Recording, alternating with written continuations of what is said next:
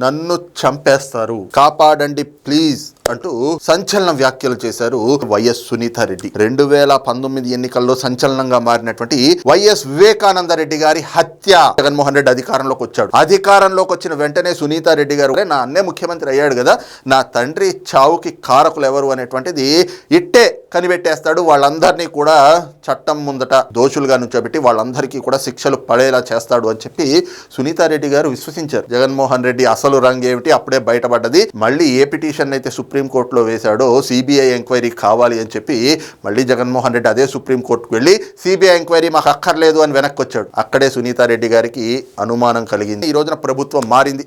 కూటమి ప్రభుత్వం అధికారంలోకి వచ్చిన తర్వాత హోంమంత్రి అనిత గారిని కలిశారు, ముఖ్యమంత్రి చంద్రబాబు నాయుడు గారిని కలిశారు. తన తండ్రి హత్య విషయంలో తనకు న్యాయం జరపాలి అని చెప్పేసి అని కోరారు. దానిపైన ఇటీవల సుప్రీంకోర్టులో కూడా విచారణ జరిగింది.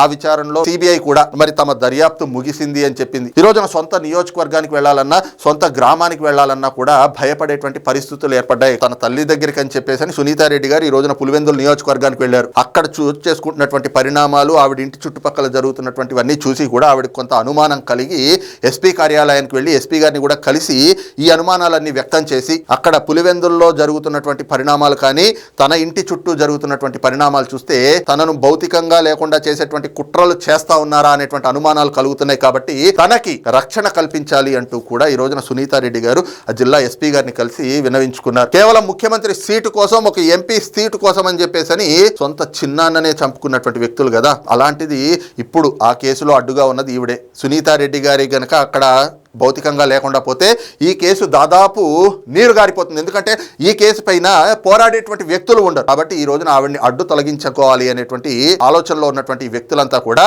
ఇదే సమయం, సరైనటువంటి సమయం అని చెప్పి ఇప్పుడు ఈ జరుగుతున్నటువంటి ఎన్నికల హడావిడి, ఈ అక్కడ ఉన్నటువంటి ఎన్నికల హీట్, దీన్నే అదునుగా చూసుకుని ఆవిడికి ప్రాణహాని తలపెట్టేటువంటి ప్రమాదం కూడా పొంచి ఉంది.